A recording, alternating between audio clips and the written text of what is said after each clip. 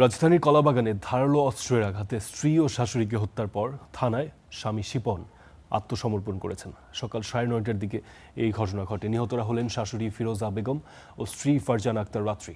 বিষয়টি নিশ্চিত করেছেন কলাবাগান থানার ওসি। তিনি জানিয়েছেন, পারিবারিক কলহের জেরেই এই ঘটনা ঘটে।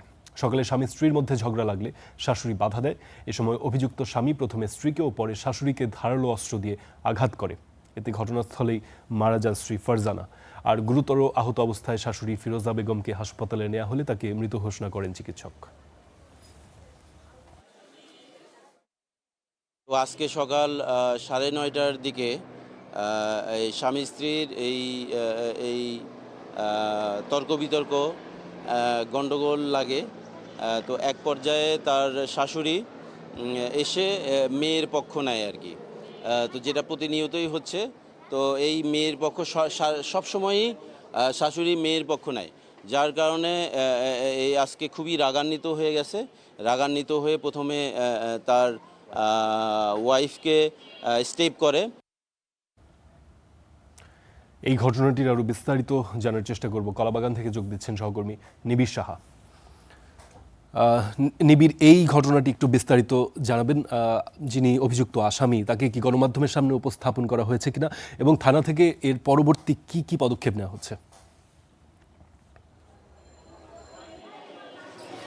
ফারদিন, এই যে আসামি অর্থাৎ শিপন যে ঘটনাটি ঘটিয়েছে, তিনি কিন্তু সকালে ঘটনাটি ঘটানোর পরই তার 9 মাসের বাচ্চাকে নিয়ে তিনি পাশের যে কলাবাগান থানা, সে কলাবাগান থানায় গিয়ে আত্মসমর্পণ করেছেন এবং সেখানে তিনি ঘটনার বিস্তারিত জানিয়েছেন যে কিভাবে তিনি আসলে এই হত্যাকাণ্ড ঘটিয়েছেন। এবং এখন আমরা দেখছি যে কিছুক্ষণ আগে এখানে এই বাসার ভেতরে যে আমাদের পেছনে যে ভবনটি আপনারা দেখছেন, যে শীতল নিবাস, এই ভবনের 5ম তলায় থাকতেন তারা। এবং ঘটনার পুলিশ এবং স্থানীয় সূত্রে পাশাপাশি এই যে ফারজানা, যিনি মারা গেছেন, যাকে ছুরিকাঘাত করে মারা হয়েছে, এবং তার মা ফিরোজা বেগম, তাদের পরিবারের মাধ্যমে আমরা যতটুকু তথ্য পেয়েছি যে সকাল থেকে আসলে তাদের মধ্যে বাকবিতণ্ডা এবং পারিবারিক কলহ শুরু হয়।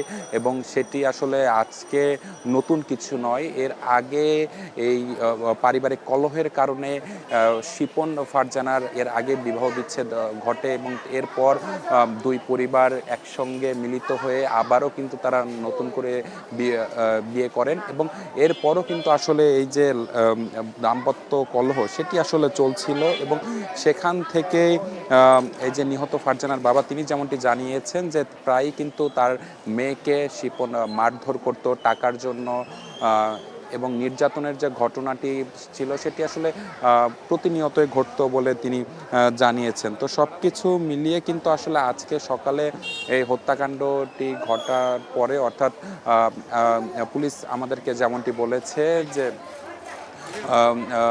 বাকবিতণ্ডার এক পর্যায়ে শাশুড়ি স্ত্রীর পক্ষ নিয়েছেন। এর কারণে কিন্তু আসলে তিনি রাগান্বিত হয়ে তিনি আসলে এই যে হত্যাকাণ্ডের ঘটনা, সেটি আসলে ঘটান। এবং কিছুক্ষণ আগে ভেতরে নিহত ফারজানার মরদেহ ছিল, সেটি মিনিট 15 আগে এখান থেকে নিয়ে যাওয়া হয়েছে উদ্ধার করে।